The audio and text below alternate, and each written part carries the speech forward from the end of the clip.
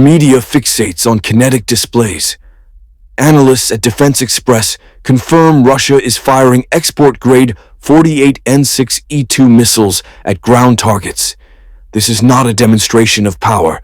It is a signal of a systemic solvency crisis. Cannibalizing foreign-bound inventory for tactical use is a mathematical function of severe kinetic attrition. While you are shown explosions, you are being distracted from the real vector of attack. The terminal threat is not loud, it is silent. The strategic objective is not the leveling of a city block, but the severing of the West's digital nervous system. According to CSIS assessments, the most profound liability in modern warfare is the reliance on a fragile network of undersea fiber optic cables and low Earth orbit satellites. This is the zero-sum battlefield of the next phase. This vector is designed to create one outcome, a blind leviathan, a decapitation of situational awareness. When a superpower's C4I network is rendered deaf and blind, its strategic doctrine is forced to default. Ambiguity becomes intolerable. The system reverts to its fail-safe, a launch-on-warning protocol, where perception is reality and the margin for error is zero. Conventional military dominance becomes a systemic liability. The conflict is not an ideological crusade. It is a solvency crisis. The primary objective is not territorial conquest, but regime survival, and the balance sheet is bleeding red. Every destroyed tank, every expended missile, is a line item under an account labeled kinetic cost. When this account exceeds the state's political and economic liquidity, the entire enterprise defaults. The evidence for this financial hemorrhage is irrefutable. Analysts at Defense Express have documented a critical pivot in asset allocation. Fragments recovered from recent strikes confirm the use of 48 N6E2 missiles, the export variant of the S-400 system. These are not standard-issue munitions. They are high-value assets built for foreign customers, for hard currency. This is the strategic equivalent of a corporation selling its factory equipment to make payroll. Cannibalizing export inventory for tactical use signals a systemic failure in the military-industrial supply chain. The state is liquidating future revenue streams for present kinetic effect. It is a mathematical certainty that this is an unsustainable vector. This material weakness is compounded by a growing domestic liability. As CSIS analysis indicates, the protracted nature of the conventional war erodes public consent and drains the treasury, creating the preconditions for internal instability. A long war is a losing war on the home front. The regime cannot absorb the dual costs of kinetic attrition and political dissent. This forces a pivot. When the capacity for symmetric warfare degrades to a point of strategic insolvency, the state's calculus must shift. It is cornered. Its conventional options are exhausted. To avoid a catastrophic defeat that guarantees regime collapse, it is compelled to change the rules of the game entirely. Weakness is the accelerant. The only remaining vector of leverage is asymmetry.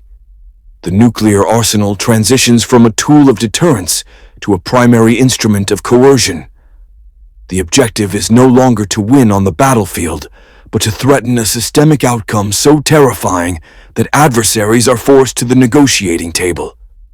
This is not a choice, it is a function of the balance sheet. The core equation of modern warfare is an economic mismatch of lethal proportions. A Royal United Services Institute, RUSI, report quantifies this kinetic cost. A single main battle tank, a $5 million asset, can be neutralized, its crew liquidated, by a first-person view drone costing as little as $500. This is not simply an efficiency.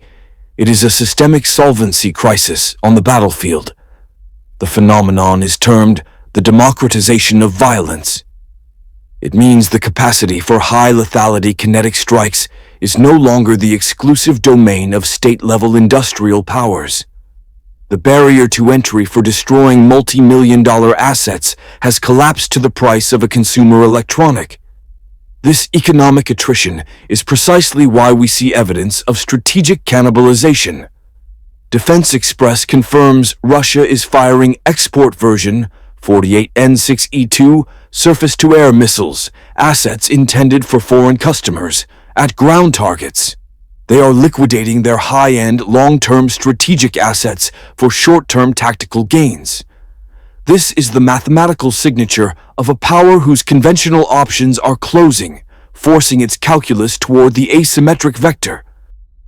While legacy media focuses on isolated flare-ups, they are missing the strategic architecture. Recent travel warnings for regions like South Africa or analyses of Arctic sovereignty disputes involving Canada are not the cause of global tension. They are symptoms. These regions are being activated as gray zone laboratories, staging areas for low-cost, high-impact probes against Western systemic cohesion. The activation of these proxy vectors is a mathematical certainty driven by a kinetic solvency crisis. The Institute for the Study of War has tracked the severe degradation of conventional Russian assets. This is corroborated by material evidence. Defense Express confirms Russia is now cannibalizing its own arms export inventory, firing 48 N6E2 missiles, originally built for foreign clients, at ground targets. This is not a sign of strength. It is the logistical signature of a system under terminal stress. A cornered nuclear power with declining conventional options does not simply surrender. It redirects its remaining leverage toward asymmetric warfare. These gray zones are testing environments. They are used to measure Western political reaction times, stress-test logistical supply chains, and calculate the kinetic cost of a response. Each engineered crisis provides critical data, refining the blueprint for larger systemic shocks. Therefore, observing instability in these proxy laboratories is to observe the primary accelerant of wider conflict in real time. According to your USI assessments, this pattern of horizontal escalation, creating multiple, distracting dilemmas, is a classic precursor to a fundamental shift in strategic posture. The objective is not to win in the gray zone. It is to dilute adversary resources and political focus, creating the necessary preconditions for a future move on the primary chessboard.